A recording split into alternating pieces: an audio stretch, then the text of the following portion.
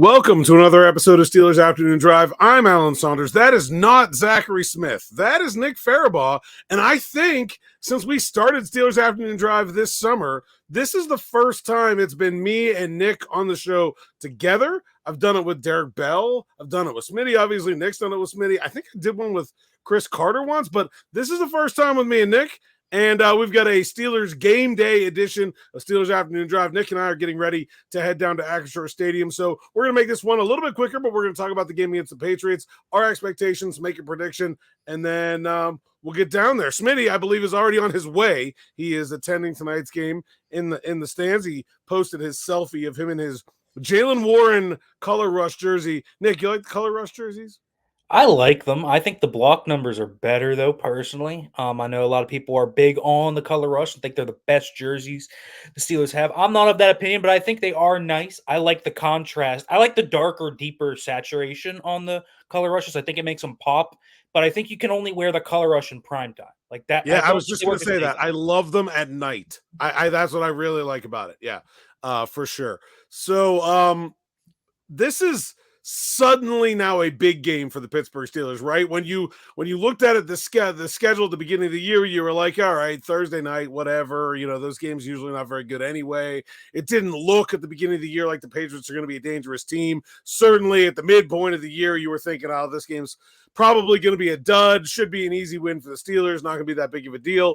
And even as far back as 2 weeks ago, kind of thought, well, like, hey, this was an easy stretch of the Steelers schedule. This should be an easy game. And then I think all the confidence and all the expectations went out the window when the Steelers just absolutely laid an egg against the Arizona Cardinals on Sunday, losing to one of the worst teams in football by 2 touchdowns. And I think that has left everyone very nervous about what to expect when the Steelers and Patriots take the field at Acrisure Stadium tonight. Nick, where's your mind in terms of where this game is? Did what happened against Arizona change things as dramatically for you as it seems to have for the community? No, not really. I was on this show on Friday and I told people that was going to be a close game, a tough game. I wanted to pick Arizona to win that game. Like everything was lining up to me. Everyone was talking, "Oh, they're going to be 9-4. Look at these parlays that are going to go through. I'm going to win money on the Steelers today. I'm going to do all this." And I'm like, "Well, this is a classic trap game for them." Because listen, New England's not good, but Belichick's coming to town. Everyone hates the Patriots in this town. If you don't think the players get a little bit amped up for the Patriots, even in this form, I think you're a little bit misguided in that. Like it was a bigger game, right? Sandwiched between the Bengals and the Patriots, and then the Bengals again. Like I think the Steelers definitely read their own press clippings a little bit and were like, "Yeah, we can get this game." And then we got 2 games where we're really going to get hyped for because the Patriots and the Bengals. Even if it's not Burrow and Brady, it's still the Patriots and the Bengals at some point in this town. That means something. And so I think people just overlooked it a little bit. I also thought really that the Cardinals really had a nice formula with the Kyler stuff coming back, the explosive receivers they had, even if they're not great receivers, and James Conner to really give the Steelers defense a little bit more trouble than people thought they could. And then the Steelers offense just hurt themselves so badly that's why they lost. You look at success rates coming out of that game, the Steelers were the better team in success rate by a large margin. They actually, if they had taken care of the football, if the bad snaps hadn't happened, I would venture to say they would have won that game. But it was a complete destruction of their own doing. But I don't think that's going to be something that we're going to see. I think we're at the cataclysmic part of this, where everyone's like, one week it's like, yeah, they're back. They're going to beat the Chiefs. So now it's like, well, they're not going to win another game. Like I think we need to calm down on that a little bit. I think they're going to be. I'm not going to say they're going to be fine because I think there's real warts, but I don't think they're like the worst team everyone thinks they were last week. Yeah, and I have to say this about the Cardinals too. They come in with a 2-10 record. Kyler Murray had only played 2 games. Like, there's a pretty different, dramatically different team with Kyler Murray at quarterback. Now, this week, the New England Patriots are coming in. They've played Mac Jones. They've played Bailey Zappi. They played Mac Jones again. They played Bailey Zappi again. They might play Malik Cunningham. It doesn't really seem to matter. I don't think the Patriots have a good quarterback. Is this the worst offense in the NFL? And like, gosh, with Ramondre Stevenson out, like I'm almost like the expectation for the Steelers defense is like nearly like you can't give up a touchdown or it's going to be a bad game. Yeah, it's a terrible offense. They get nothing out of the quarterback position. The offensive line's been banged up for a lot of the year too. Trent Brown is questionable, and they haven't even really played that well. I mean, they're playing Michael Owenu, who I really like, who is a natural guard out of tackle because they're so thin out at tackle. That's T.J. Watt's matchup, and I I like really Michael. like Michael Omanu, but that is a Yeah, disaster in the I mean making for the Patriots. Michael Owenu is one of those guys that is a Pro Bowl level starter at guard and barely playable at tackle. So that is not going to be good for them. Even if Trent Brown plays, he is banged up against Alex Highsmith. You like that matchup. Like the front should be really good. And then you just look at these weapons and like none of them give you any bit of fear. Like Hunter Henry is a solid player, but he's nowhere near Trey McBride. And people were like, he could be a Trey McBride guy.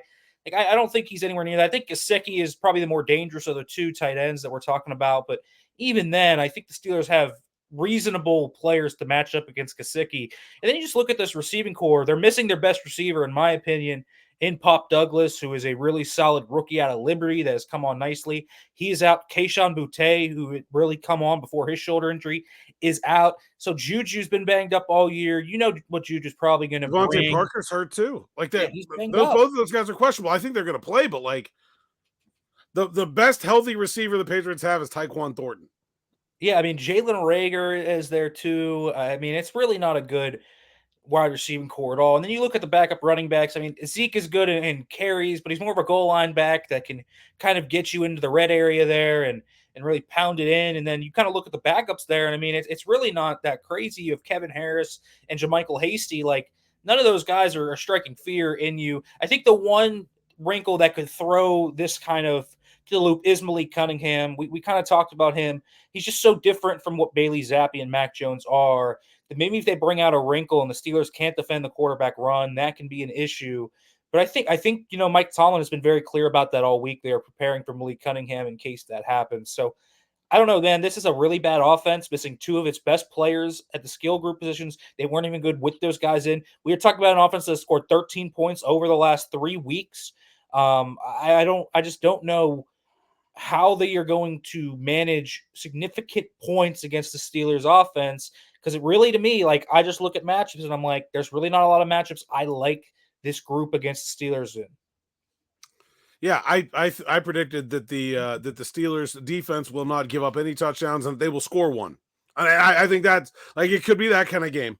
Now, on the other side of the ball, obviously, the focus is Mitch Trubisky playing. I don't really think he's very different from Kenny Pickett. I think they're pretty much, in terms of the end result, the same guy. Might get there a little bit differently. I think Trubisky is a little bit freer throwing the ball down the field, especially over the middle.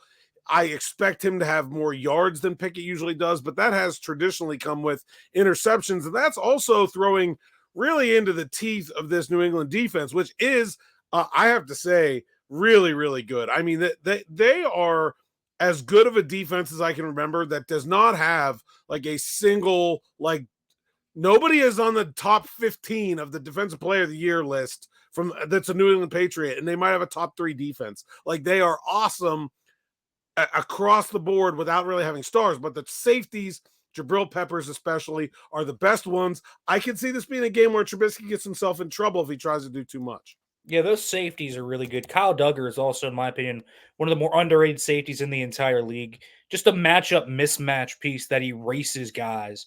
Like, this is a guy that, like, this is one of the few weeks, in my opinion, the Steelers cannot run George Pickens up the middle of the field because I think they have a unique matchup to erase him. Pat Fryermuth, they can erase him. Like, I love what they have at safety. But I will say there's two, I think, big things with this Patriots defense. One, they're missing Matt Judon, which means this pass rush, it's not as great. Josh Uche is a nice player.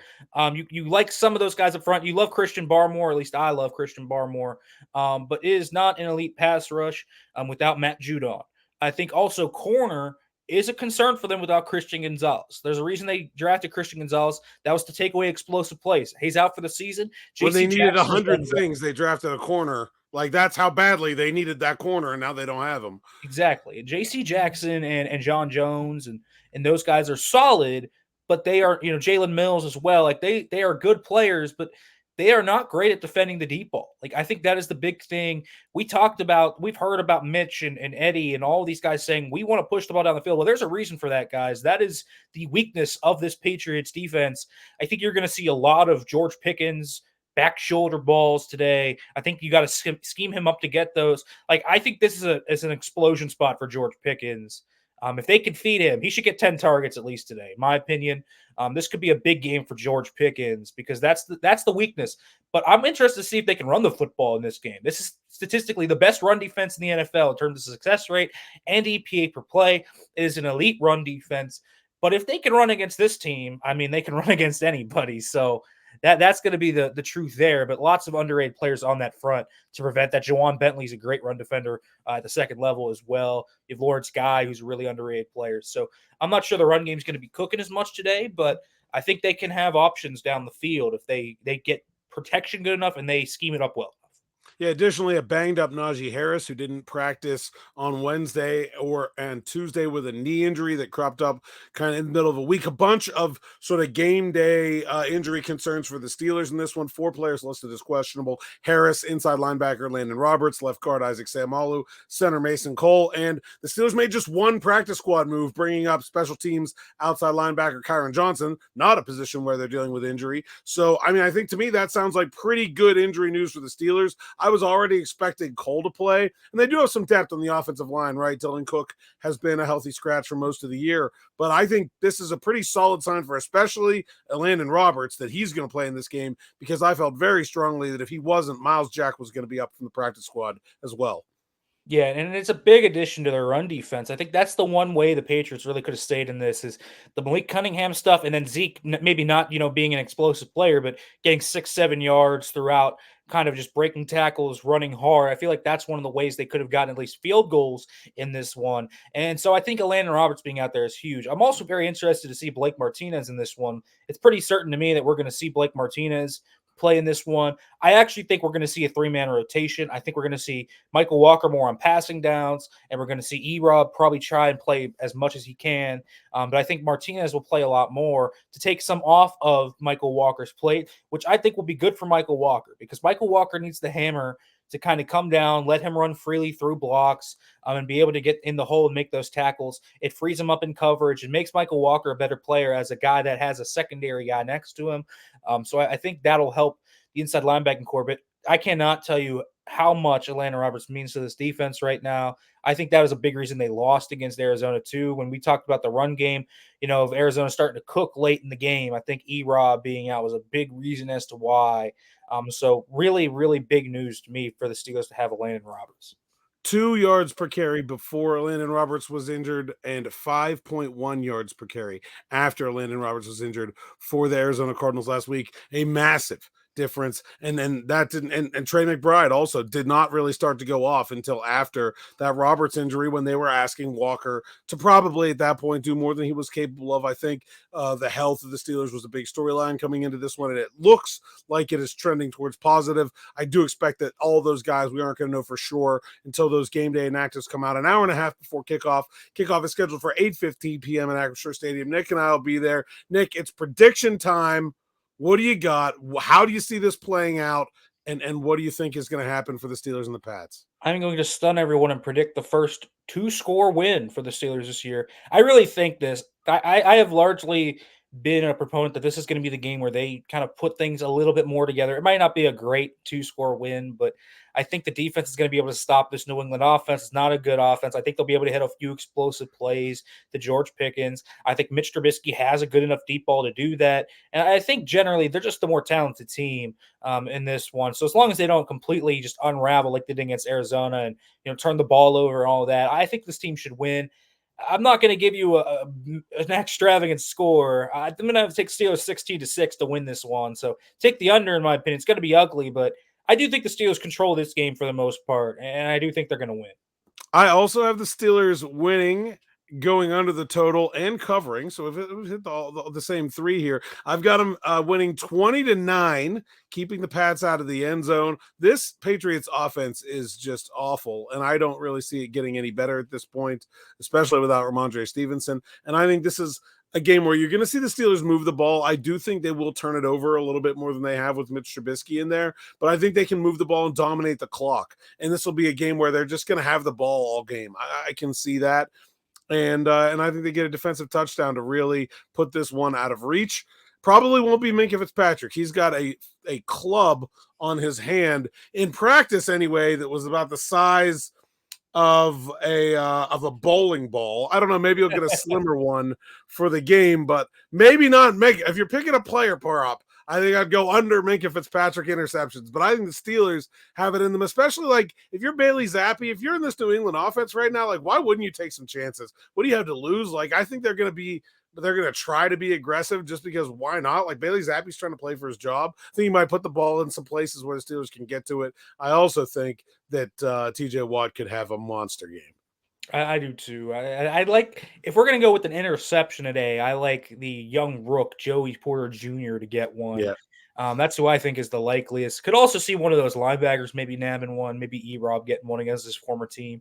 I agree with you. I just don't see a true path. I will say there is one thing. I do feel like the Patriots moved the ball a little bit last week against the Chargers. That Chargers defense is terrible, but they did move it. But they never got like past the 40-yard line. So maybe they find something. I like Bill O'Brien as an offensive coordinator, so I don't think like the scheme is like a huge issue.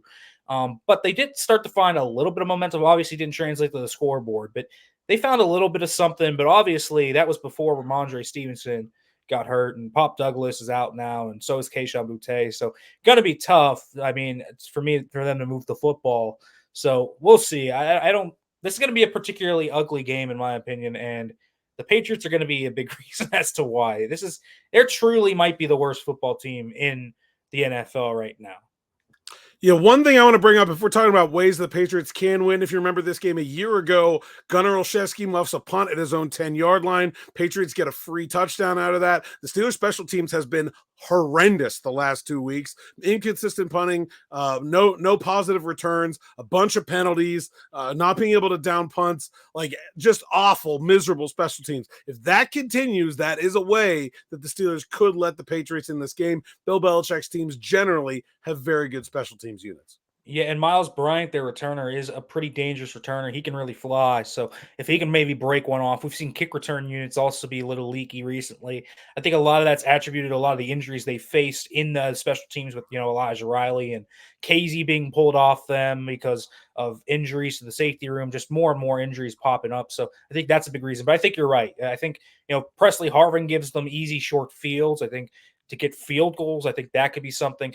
They don't have a very good kicking game either, though. I think that's something to look at. Chad Ryland, their kicker, has not been very good this year. They actually signed former Steelers kicker Matthew Wright to their practice squad as like a competition for Ryland this week. So, yeah, clearly not happy with their kicking game, but I think the rest of the special teams, I would probably give the advantage to the Patriots. Yeah, I would too. But in terms of putting points up on the scoreboard, if they're missing kicks, I mean, that it really is going to drill them because Chris Boswell's been awesome. I know he missed one last week, but that was really just a snowball's effect, to my opinion. So I really think that is a big thing. And I think the other way, I think there are two ways you win if you're the Patriots. It's with those special team splash plays, and then the Steelers turning the ball over on offense, and just guys like Ezekiel Elliott, Mike Gesicki, just doing enough to get you in field goal range, maybe in the end zone for one touchdown, to where you can win something like 13-10 or something like that. I think that is a big thing. Maybe you get a defensive touchdown. That's something, maybe Mitch throws a pick six. Like that could be something that really rears its ugly head. But I think as long as the Steelers take care of the football, I think they win this game rather easily. Again, I think my 16-6, like I think they're going to be on cruise control for most of this game, as they should be, especially on defense. Yeah, I agree. I think this is going to be the most comfortable win we've seen the Steelers have in quite some time. We shall see. Nick and I will be down there. Make sure you follow along. Nick, give them your social media stuff and let them know where they can find you. So follow you during the game. Yeah, you could follow me at FaribaughtFB. Of course, make sure to read stuff at SteelersNow.com too. Alan and I will be pumping stuff out throughout the night, depending on injuries, whatever may happen on Thursday Night Football. Yeah, we've got a whole – there's already like – a good 15 stories up on the website already today. So go get your pregame reading done, and then we'll find me on X, @AceSaunders_PGH, and we'll get you through the game. And then I'll be back with Smitty tomorrow for the next episode of Steelers Afternoon Drive. Thanks for watching. Thanks for listening, and we'll see you on the other side.